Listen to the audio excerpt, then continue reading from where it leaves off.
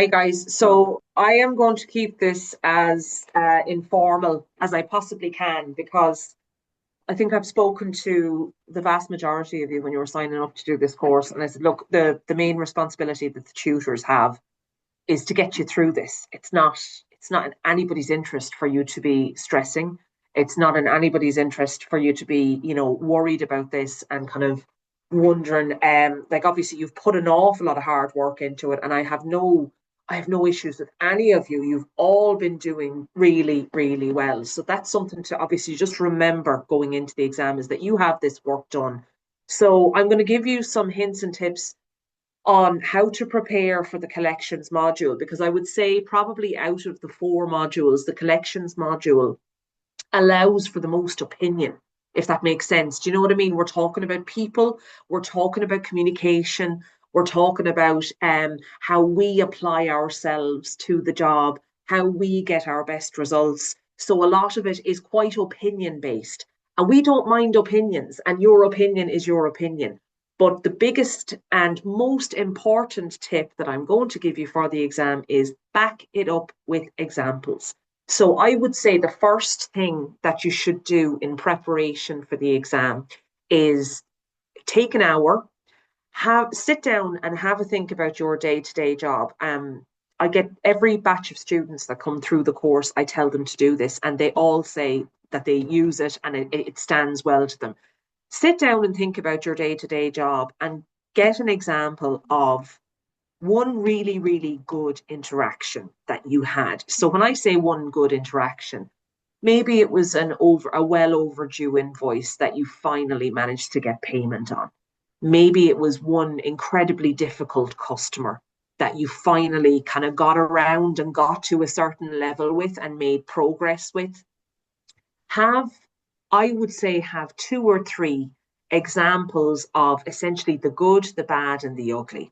Because if we look at the course and look particularly at the collections module, so what you're going to do is you've got the first part of the collections module is the overview of credit. So we'll run through like what information have you been given and what exactly have you been studying, right? So module one is all about credit and the importance of credit.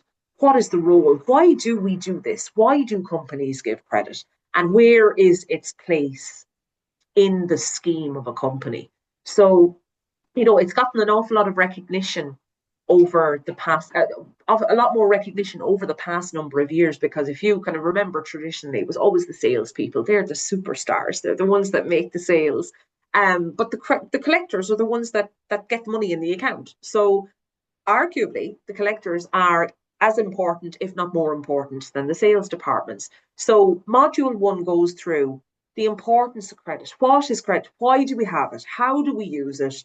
And where does it sit in the scheme of things? So it's very much the introductory step into credit control. Then when you move on then from module one into module two, it really starts to break down then in terms of the communication side of credit. So it goes into verbal communications. I'm going to run through this and then I'm going to come back to you now with some hints and tips on what to concentrate on. And we're going to look at the long questions that were on the mock exam. So the verbal communications, that's like we talked about AI before we started with this recording, and somebody was saying about, they were looking at particular courses, and there's rumor that, bookkeepers and credit controllers are all going to be replaced with AI. Guys, there's going to be certain aspects of every job in the world replaced with AI. Everybody is at risk. But the one thing that AI will not be able to do is replace us and replace humanity and replace that sort of abject responsibility that we have to customers. So it is using AI in the correct way. So don't worry about AI, embrace it and use it to your advantage. So verbal communications, that's something that AI can't do yet, okay? And certainly having we're never going to, we will probably will in 100 years' time get to a stage where a person will be dealing with a robot and dealing with robots, going forward, but we're not there yet. For now, it's you. So it's all about communications. And what does communication then entail? The most important thing out of that module is the right words and the right questions. So there's a whole section on good words, bad words, positive words, negative words. Focus in on that. That's our communication. That's in our toolkit to be able to communicate with customers on a day-to-day basis. The next stage after that then is what you say versus what they hear. So that delves into then the listening skills, being able to actively listening. What is that person hearing? What am I trying to communicate clearly? And then the other communication methods, it goes into letter writing, it goes into emails, it goes into text messages. It also talks a little bit about face-to-face meetings and door-to-door visits. Don't think anybody on this call now does door-to-door visits. That's very old school. I've never done door-to-door visit predominantly because I'm pretty lazy. So, I do everything over the phone and I do everything over email. So door-to-door visits is very old school, but there are companies that still do that. So module 1 is orientation. What's credit all about? Module 2, communication, our main toolkit. How do we use communication to get the results that we want? Then if you go into module 3, it gets a little bit more complex. So it's about applying those communication skill sets to the people that are in front of us. So while we can control our emotions, we can control our systems, we can control what we do on a day-to-day basis, we have zero control over the person that we are trying to collect from. And therein resides the challenge. So it's about having a really good, deep understanding of the person that you're dealing with. So while you could have the most amazing communication skills, they may not be at a stage that they can comprehend what you're listening to. So you need to have an understanding of what that person is about in order to adapt yourself to get the best results. So I hope this is ringing bells for you now. It's a long way of saying everybody has their own processing style. So certain people would be very auditory. So you've got to be very brief, you've got to be very clear. Other people are very much kinesthetic, so they rely on pictures and, they're big picture thinkers. So those are people that maybe respond better to a very, very brief email. There's also digital people that respond well to facts. They want facts, they want figures, they want deadlines. So those are an example of the types of processing styles. So it's only you can decide what type of person that it is that you're dealing with, and then you adapt your communication. So we know about AI coming into credit. It's all going to be, and before AI was the buzzword, it was automation. How many times have you heard about, oh, we'll automate that. We'll automate those emails to go. We'll automate those reminders. That's all well and good, but that information is only as good as what you're putting into it. And then you can automate a certain amount, but if that's not resonating with the person on the other end, you can't automate that person. So there'll always be that human challenge in collections, and that's never going to go away. So the problem, which is collections, will never go away. So it's about adapting ourselves to the person on the other end of the phone or in that meeting room to get the best results out of that interaction. So taking into account what type of person that is and then adapting your communication style to deal with them. So that's kind of the main section in module 3. It definitely one to note. That's for the exam. That's definitely one to note. The next kind of really important sections that I would tell you to try and focus on would be the can't pay, won't pay, and shouldn't pay. So there's different scenarios. There's different reasons why somebody will not pay a bill. If they won't pay, then you need to get to the reasons as to why they won't pay. What is the reason? Like, do they acknowledge that that bill exists? You need to get their agreement that it does, and then you drill down into why they won't pay. If they can't pay, then it's a completely different conversation. Completely different conversation. You're then looking at alternatives. Then, if they can't pay, it means they don't have the money to pay. So, what kind of situation are you going to be proceeding with there? And then there are ones that shouldn't pay. Have we invoiced them correctly? Do they actually owe what it is? Was the service as good as they paid for? Were the goods, up to scratch? So there's different scenarios in which, where a bill, it remains unpaid. So you need to be looking at that, and that's on our side. And then, if you're talking about collecting, there's always an element of negotiating skills. So negotiating skills, I mean, that's a whole degree course on its own, really, when you think about it. And we've only really scratched the surface because, this is credit management as opposed to negotiating. But there is a section on negotiating skills, and having, finely tuned negotiation skills to be able to deal with the people that we're dealing with now it's imperative in the role of a collector.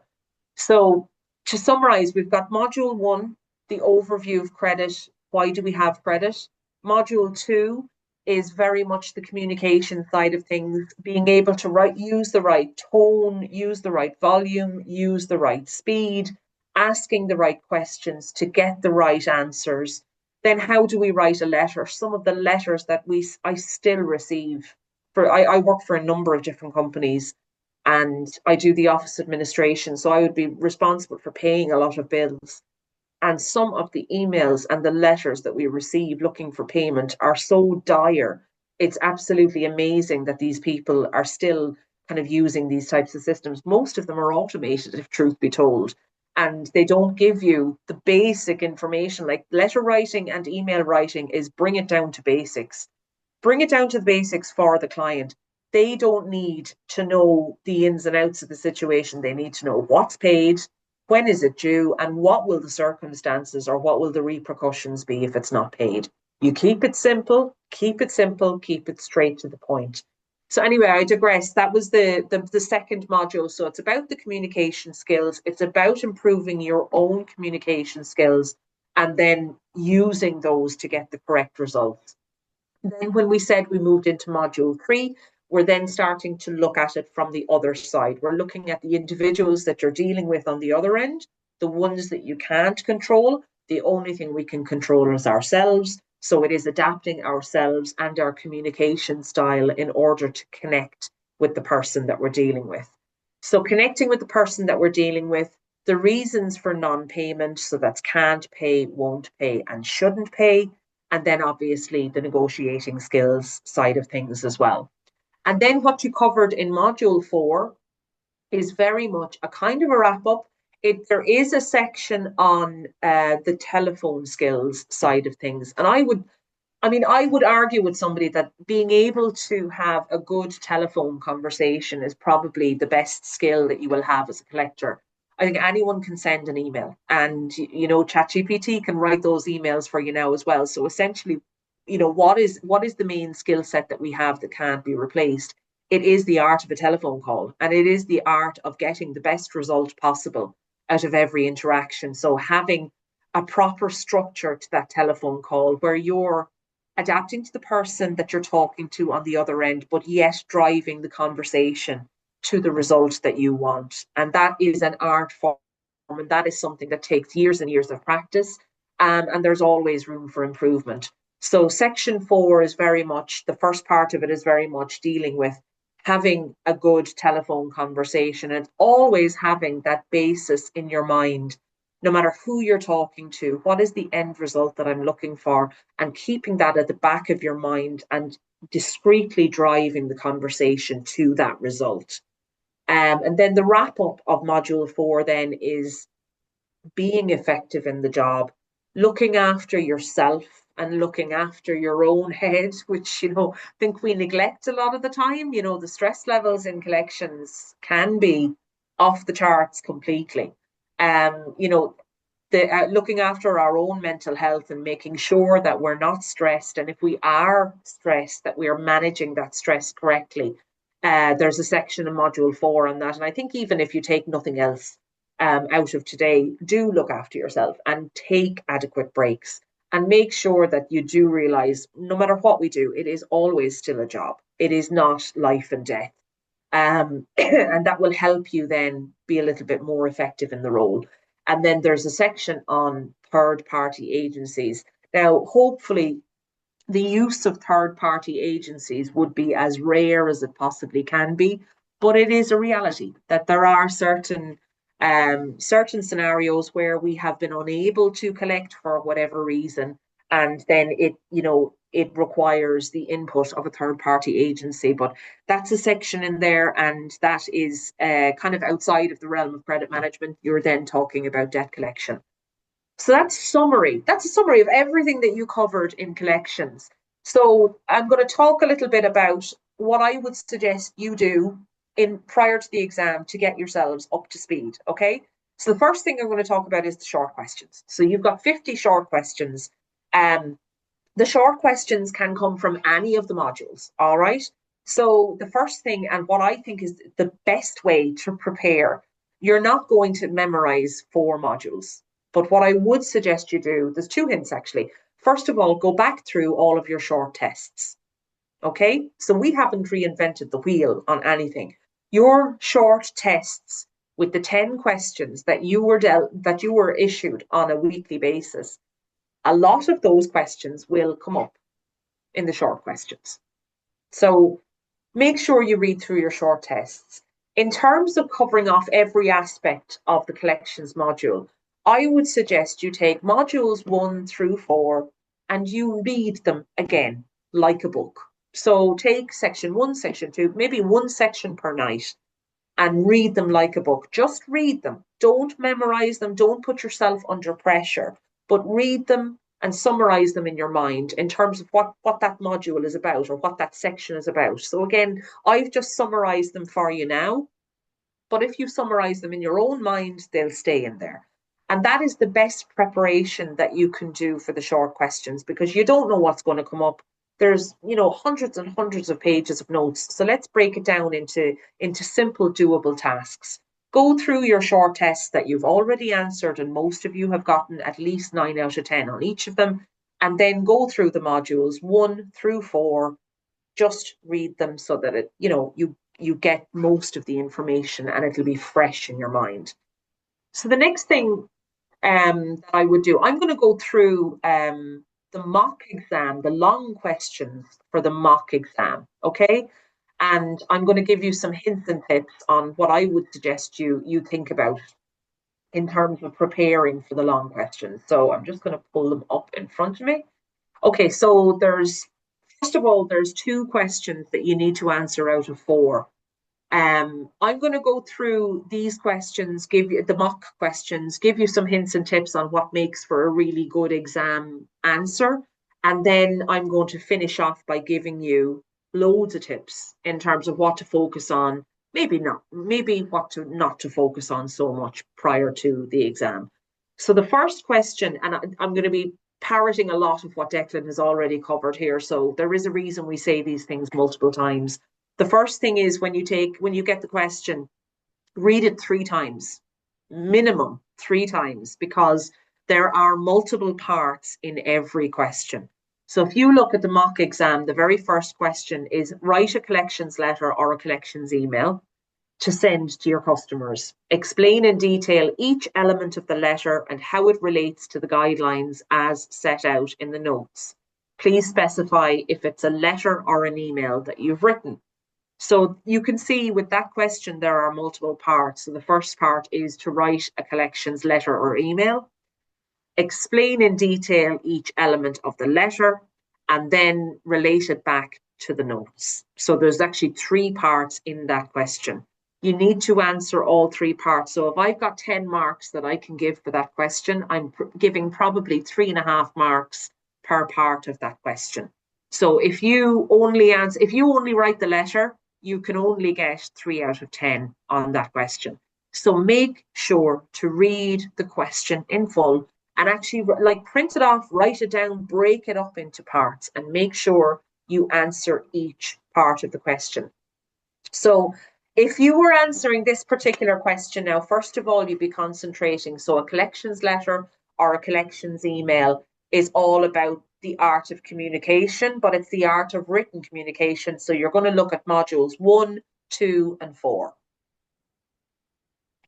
Okay, so modules 1, 2, and 4, the collections letter or email needs to focus on having your opening and your greeting, stating your purpose clearly, providing your context and your facts, showing understandings or solutions, and then your call to action.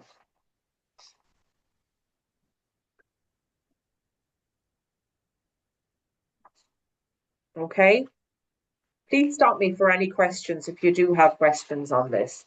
So explaining each element of the letter. So you're going to break down your letter into the sections that I've just talked about.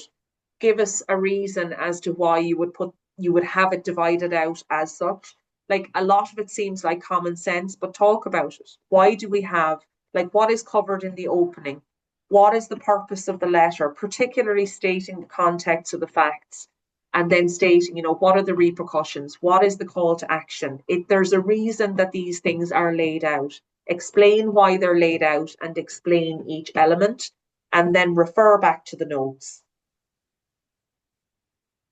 And that is your answer to question 1. Again, 3 parts, probably 3, maybe 4 marks per part of the question. So question 2 then, if I'm going too fast, please, I think you're all on mute, but like, unmute and talk if you need to talk. I do want this to be interactive as well, so feel free. Question 2 then is, give examples of good and bad words and good and bad questions. Now, this kind of relates a little bit back to dealing with people, doesn't it? And making sure that you're communicating based on the person that's in front of you. So give examples of good and bad words, good and bad questions. Explain in your own words the reasons for your answers. So we've already got 2 parts to that question. And then the third part of the question is, you're encouraged to give examples of words and questions that are not included in the notes.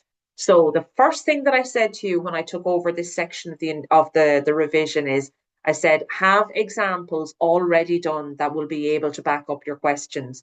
So what I'm essentially telling you is, you can have some of the work in your exam already done and prepped, only to pop it in. Okay? So having examples, because collections is so opinion based, and because collections is not, hard and fast facts, if you've got backup of examples, then that's the way you answer these questions. It's having a backup and bringing it to life and bringing it to real life.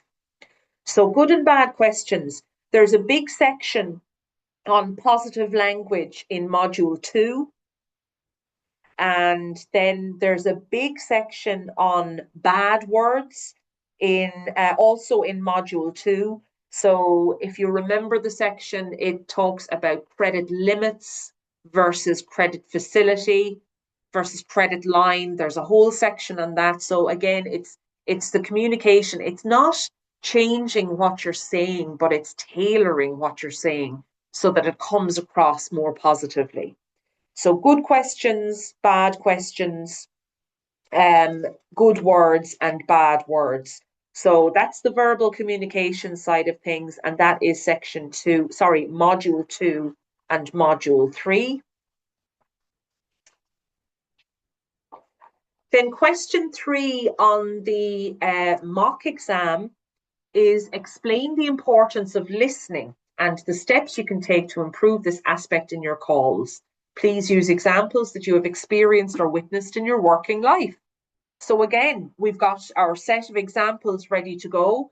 There are, let me see how many parts in this question. Explain the importance of listening and the steps you can take to improve this aspect in your calls. So that's 2-parter. So the first thing is, explain the importance of listening. So in that section, what you're going to talk about, this is module 2, you're going to talk about active listening. And you're going to talk about those little nuggets of information that your customer is going to give you if you're actively listening to the language and the tone that they're using. I always find the active listening part of things is not only for customers, it's for life, really, isn't it? It's in dealing with people. So it's not just for customers, it's not just for collections. That's relevant when you're dealing with work colleagues, when you're dealing with family. It's active listening and making sure that you're taking in what it is that they're saying and then being able to respond adequately.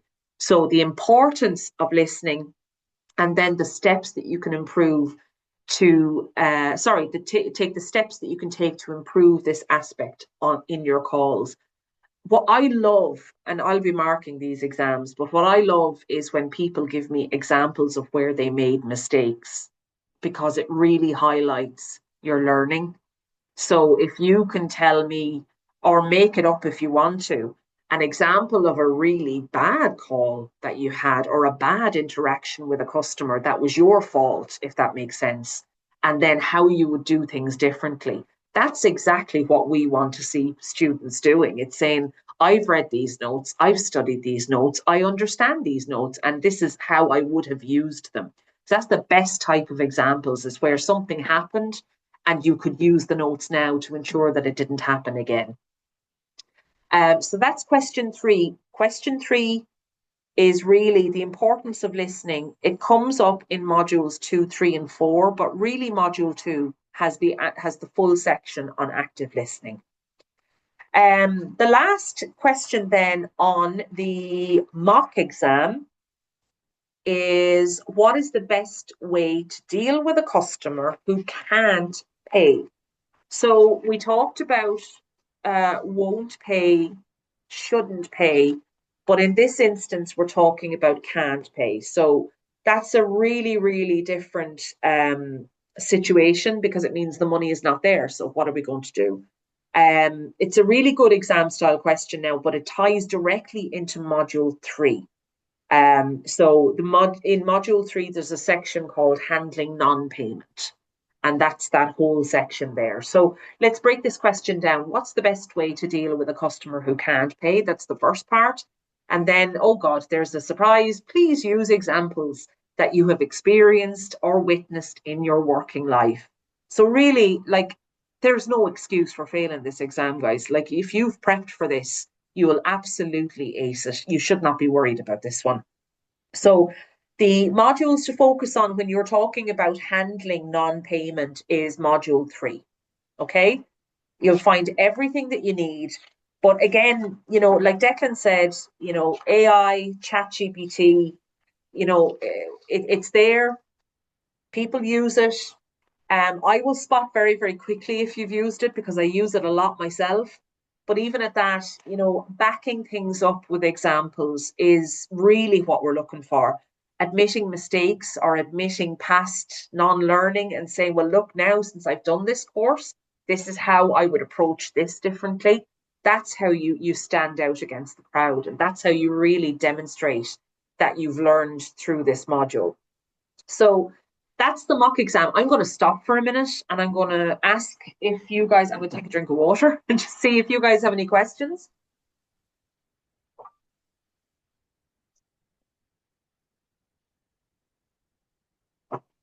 Okay. A quiet house is a happy house. Okay. Yeah, well, actually, I was just going to tell you, Yeah. I mentioned, like, Lord, Damien, you're going through it really well. somewhere. Thanks How are for you? going through the detail there. Yeah, it seems like it's going to be tight for time, I'd say. On the collections course?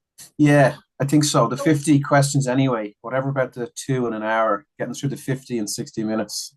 Yeah. You're saying the pass rate is what, 40 to 60, 60 to 80? Like, Damien, you're not just going to pass this. I'm telling you, you're not just going to pass this. If you follow the tips that I've given you, Yeah. you will ace it. So No, we'll I just have been. I am. I'm just sitting here. I'm going through the yeah, questions again myself, going, okay. yeah, And there's a few going, oh, well, if I don't know, I just have to move on. There's 50 of them. You just go to the yeah. next one. It's only 1 out of And don't 50, all and that sort of no, stuff. no, no, no, don't move on. Make a guess at it, because you've Or got to sorry, make a win. guess and move on. Right, Yeah, I'm not yeah, putting too much thought into it. absolutely. I suppose that's Don't the better way, certainly actually. do. But like, look, like I said, let's just take this and we'll actually draw a line under it. And I know this is not your question, Damien. You will be Mm, tight for time. There's no question on this. mm. It is a tight time exam. There's a lot to cover. But the worst case scenario, guys, if you end up having a Yeah, disaster of a morning. Okay, let's say worst case scenario. You have an absolute disaster of a morning and everything goes wrong and you draw a blank and you end up failing. Okay? That is not the end of the world. That means you just have to do it again. And like I yeah. said, that this is not like, it's like, I had a guy in a few weeks ago and he was panicking about his driving test. And he's a young guy. And I said, what is the worst that can happen if you fail? You'll just go back and you'll do it again. And you keep Mm, doing it until you get it. Now, I know you guys, by definition, are perfectionists. The only reason you're on this course is to perfect the art of what you're doing. And I get that it's so important to you. It will certainly be tight for time, but nobody is going to fail. So keep at the back of your mind, Go through those short tests. I can't say that enough.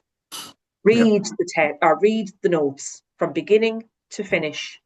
And that will, I mean, if you do that between now and the exam day, 80% of it will be in here. This is the stuff you guys are doing all day, every day. It isn't rocket science for you. And let me put your minds a little bit at ease on the long questions as well. So I'm going to go through and I'm going to give you some really strong hints on what to focus on, okay? Okay. So there's the mock questions are very, very good to kind of get into your head, because the mock questions do give you how the questions are broken down. So if you're reading a question and you think, okay, well, this is only a one-part question, read it again, because there's no one-part questions. There's always one or two parts. Use your examples for everything. But the first question on the real paper and the area that I would be focusing on is module 3. Okay? Module 3 and the word communication is what I'm going to give you. Yeah. If you can focus in on that, talk about or study the different processing styles, study how you're going to use your communication toolkit, you will have no question or no issues with answering question 1.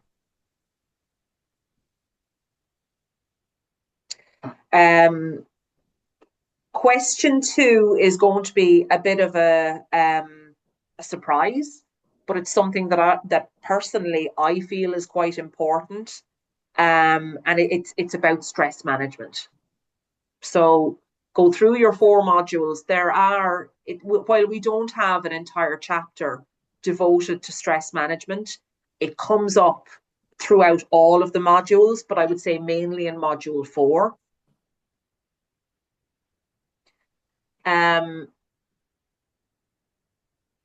The third question is really those 3 different scenarios about handling non-payment. And that's module 3. And then the last question is based on modules 3 and 4. Now, to give you a big summary, if you do everything I've told you to do, but really, really study module 3 well, you'll be very, very prepared. Okay? Yeah. Any other questions? How are you guys feeling about it? You should be fine. I really you're all up to date. You're all producing really good short tests, really good assignments. I'm not worried about any of you. Make sure to take on board what Declan said, and that is, if you find that you're an hour in and you haven't answered, 10 of the short questions, just stop them and move on and get on to your long questions, and do time yourself. Have an alarm on your phone maybe and time yourself so that you don't go overtime, because, you can only get a certain amount of marks per part of this exam. So just time. The only challenge you'll have is time. It won't be knowledge. I think you'll probably end up writing too much or trying to write too much. That's generally where students tend to find the most challenging bit. That'll be the only challenge. But time yourselves correctly and, really pay attention to what I've said today. I would even suggest, go back in the recording. There might be like kind of little hints and tips that you may have missed in terms of what I've said, but I have given you a lot of information. Module 3. That's all I've got. Focus on module 3. We'll be good. Yes. Module 3 and you're good. So module 3 is a big one. Now, if you only focus on module 3, leaves it open, but you'll be good. Don't worry, you'll be good. I don't know if Declan is there, if there's any other more hints and tips that he can add at this stage now. Declan, see, he hides in the background. He really is. I don't be looking over your shoulder now and make you nervous. So we've covered off everything, Declan. I think the guys are fairly, look, we've covered off everything. And like I keep saying, it is not in our interest to for anyone to fail. We don't want to see anyone failing. We want to No. give you and enable you as best possible. But do not be stressed about this because, like I said, if the worst thing happens and you have a crappy, crappy day on exam day, you come back and you repeat it again. That's all. That's the worst thing that can happen, and that's not bad. It's just another Saturday morning. But like, there's nothing at the end of the world. You don't. It's not like you've wasted all your time. So put things in perspective. Do what you can, be focused on what I've told you to focus on, and I think everybody's going to be absolutely fine. I'm not worried about anybody in particular. I really am. Yeah. No, I All right. agree. Yep. Thanks again, Katrina. No problem. And I am here. You all have my mobile number, don't you? You should do. It's on my It's email probably on an signature. email here. Yeah, Yeah. if you run into any issues, or if you need clarity on anything, or you need to have a rant, or you need to get stress out of your head, pick up the phone and ring me, and we'll have a chat. We're always here, and like yeah, look, I'm repeating myself now. It's in our interest for you guys it's in our interest to get you through it. So don't be alone. Pick up the phone if you need me. Okay. Thank you. Yeah, that's grand. So yeah, I suppose the only one little thing that I'll just pick up on, and it's nothing to do with the exam, which is what we're here to talk about. Just in relation to you mentioned about the door-to-door collections. Yeah. You're It going to tell me works. everybody It does it now, works. aren't you? Honestly, and I'm old enough to have done it.